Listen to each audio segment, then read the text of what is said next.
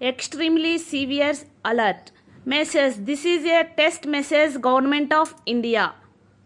India launches cell broadcast using indigenous technology for instant disaster alerting service for its citizens. Alert citizens, safe nation, no action is required by the public upon receipt of this message. This is a test message. Government of India. భారతదేశము తన స్వదేశీ సాంకేతిక పరిజ్ఞానాన్ని ఉపయోగించి తమ పౌరుల కొరకు తక్షణ విపత్తు నిర్వహణ హెచ్చరిక సేవ గురించి సెల్ బ్రాండ్ కాస్ట్ను ప్రారంభించింది.